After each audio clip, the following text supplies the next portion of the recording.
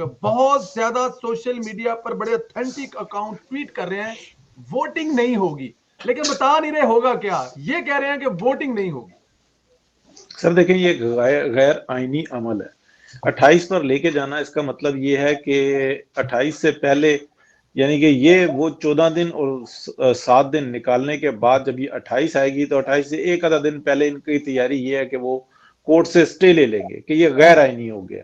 तो इस तरीके की ये काम कर रहे हैं। बहरहाल एक बात जो मतलब जो ग्राउंड रियलिटी है ना, वो ये है कि हुकूमत जो है वो अददी अक्सरियत खो चुकी हुई है। प्रेस कॉन्फ्रेंस मुतवक्को है, स्पीकर का असम्बली में पहुंचना और उस वक्त में रिजाइन मुतवक्को हैं, ये तमाम चीजें मुतवक्को हैं। कुछ भी कर लें, देखें ये एक पहाड़ से गिरता हुआ पानी है, इसने नहीं रुकना। ये डैम बना लो, जो मर्जी कर लो, दीवारें लगा लो, इसने नहीं रुकना।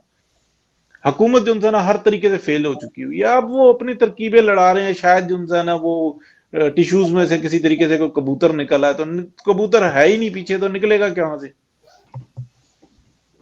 कबूतर है ही नहीं तो निकलेगा कहां से। बात तो ठीक है आपकी, लेकिन फिर भी ट्राई कर रहे हैं, कोशिश तो वो धड़ाधड़ कर रहे हैं कि कोई ना कोई कर जाए। अच्छा खान साहब, ये हुकूमत ने डी चौक पर जलसा करने का ऐलान किया है। फवाद चौधरी ने डी चौक पर जलसे का ऐलान भी कहा है और कहा है कि वोट देने के लिए इसी जलसे के अंदर से गुजर कर जाना पड़ेगा और वोट देने के बाद इसी जलसे से गुजर कर वापस जाना पड़ेगा। किसको धमकी लगा रहे हैं? अपने लोगों को जो वोट हुकूमत को नहीं देंगे या अपोजिशन को धमकी लगा रहे हैं? जी बिल्कुल, ये बड़ा समझने की बात है कि बैक वक्त बहुत सारे हरबे इस्तेमाल हो रहे हैं इस एक आदमी से जान छुड़ाने के लिए, और वो आगे से इस किस्म की मैदान सेट कर रहा है, पिच सेट कर रहा है, जिस तरह के पुराने जमाने में शहजादों की जंगें होती थी कि जनाब वो मैदान में आकर जनाब लड़ाई करते थे। एक तरफ इसने आज ये पांव पड़ना शुरू किया हुआ है, टाइम इसने बाय कर लिया है। अलीम खान पीछे हट गया है, शौकत तरीन कह रहा हूँ, जो जहांगीर तरीन साहब हैं, वो उसके साथ कोऑपरेट नहीं कर रहे अलीम खान साहब के साथ। और उसके बाद जब ये नई सिचुएशन जो जिसकी तरफ आपने इशारा किया है कि 10 लाख आदमी, अब अल्लाह जानता है 10 लाख आदमी ये कहां से लाएंगे, क्योंकि वो एक नामुमकिन सी नंबर है, मगर 40,000 भी ले आए, 50,000 भी ले आए और इन्होंने उसका घेराव कर लिया, और जिसके अंदर से गुजर के जाना और वापस आने वाली बात है, ये 100% ये इशारा उन लोगों को है कि जो इस तहरीक अदम एतमाद के जरिए इसको उतारने की कोशिश कर रहे हैं।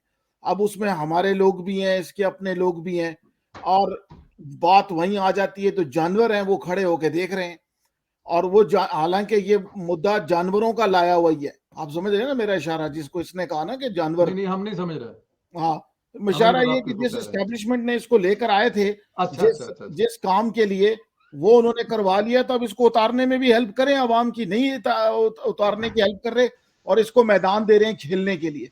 मैं पहले भी ये बता चुका हूं कि ये वो होगी, झड़प होगी, झड़प भी होगी, और अब ये नहीं पता इसमें नुकसान कितना होगा, मगर झड़प जरूर होगी।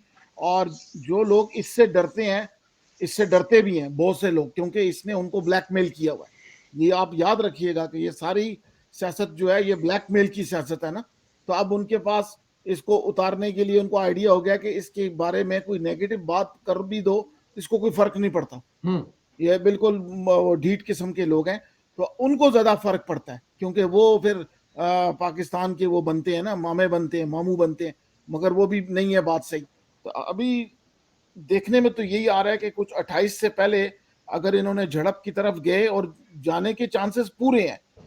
जब ये टास्क असद उमर को दे दिया है, तो उस वक्त वो फिर वो लड़ेगा, वो इस मामले में पीछे हटने वाला नहीं है, ये भी याद रखिएगा।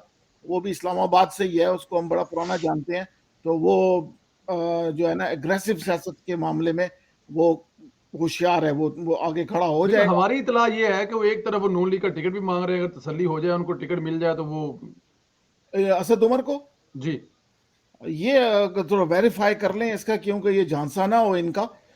इनकी काफी पुरानी डील है। देखें, असद उमर को ये जान नहीं छुड़ा सके थे, हालांकि सारा बेड़ा गर्क असद उमर का ही किया हुआ है। उसके बावजूद उसको इन्होंने कनाडा जाने से रोक दिया था, हालांकि उसने अपार्टमेंट ले ली थी वहां पर। अब उसको वापस रखा हुआ है बड़े करीब इन्होंने, और उसको किसी टास्क ये किसी दिया हुआ है किसी कि खास आप काम इसको, के लिए रखा हुआ है। हाँ, और उसको टास्क ये दे दिया है कि इस्लामाबाद को ऑर्गेनाइज करो। बिल्कुल ठीक, बिल्कुल ठीक। तो ये एक टसल है, एक टसल की तरफ जा रही है कहानी। मेरा भी ये ख्याल है कि कुछ मौलाना के लोग भी ना कुछ उठ के, हो सकता है वो लड़ ही पड़े।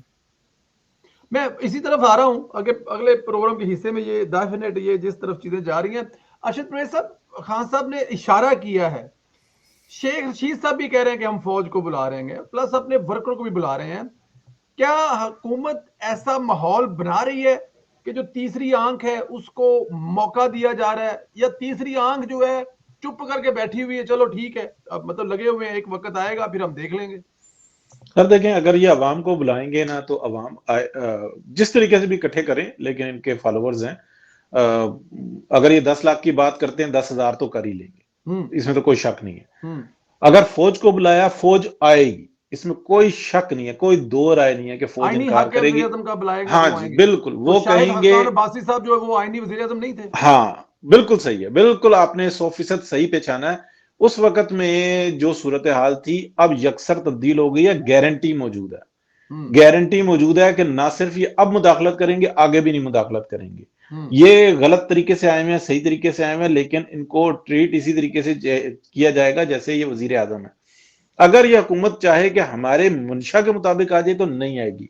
पूरी एप्लीकेशन लेंगे, उसकी जिम्मेदारी जो उनसे है ना वो वजीर आजम के ऊपर होगी, उसकी कैबिनेट पर होगी, और कैबिनेट डिवीजन ही बुलाएगा फौज, तो फौज आ जाएगी और वो जो कहेंगे वो कर देगी। अगर फौज को ये कहा जाएगा कि गोलियां मार दो, सबको मुका दो, वो मुका देगी, लेकिन जिम्मेदार हुकूमत होगी।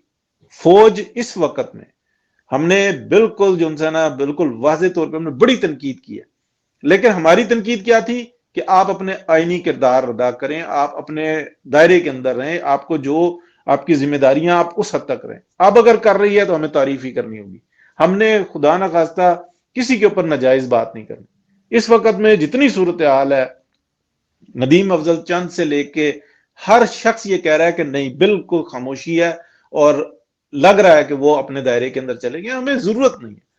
एक बात, दूसरी बात ये है, देखें ये अपनी हर तरीके से कोशिश कर रहे हैं, इनका हक है, ये पॉलिटिक्स है।